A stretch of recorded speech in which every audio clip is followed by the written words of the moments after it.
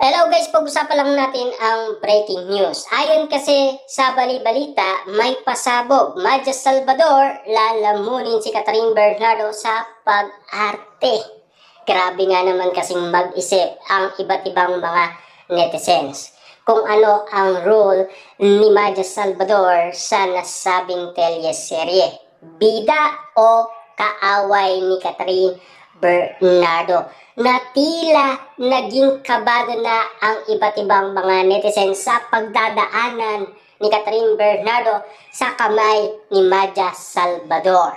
Tila mabagsik ang tingin ng iba't ibang mga netizens kay Maja Salvador dahil sa nasaksihan nila na tila lalamunin ng buo ni Maja Salvador si Catherine Bernardo sa pag-arte. Na alam nyo naman siguro, si Maja Salvador, kahit anong karakter, kakayanin niya.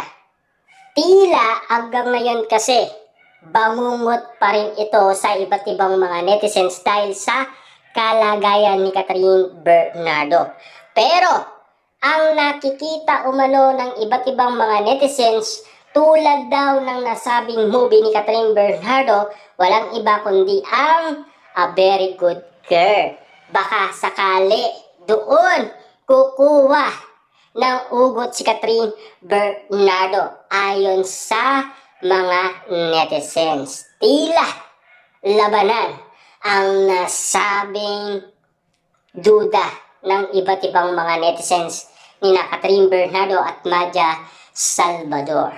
Nakikita na nila kung ano ang mga karakter ni Catherine Bernardo at Maja Salvador na tila nakakaloka pag-isipan ang ganitong sitwasyon dahil alam nila tila mabagsik na mabagsik umano si Maja Salvador pagdating sa kanyang karakter. Na alam niyo naman siguro, kahit anong ibigay na karakter kay Maja Salvador, kakayanin niya.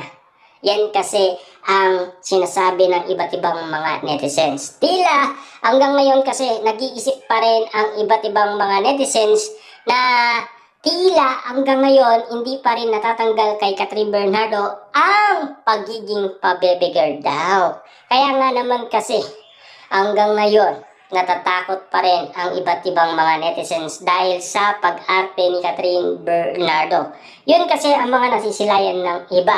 Yun din kasi ang mga pinag-uusapan ngayon sa social media kung bakit nga naman kasi pinagkakaguluhan at pinagpepestaan ang nasabing teleserye ni Catherine Bernardo, Maja Salvador at James Reid. Ano kaya ang role ni Maja Salvador sa buhay ni Catherine?